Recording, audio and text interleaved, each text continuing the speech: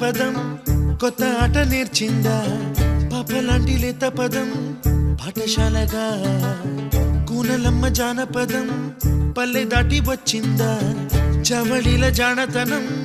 పాట చూపగా కుంచెలో దాగే చిత్రాలు ఎదురొచ్చేలా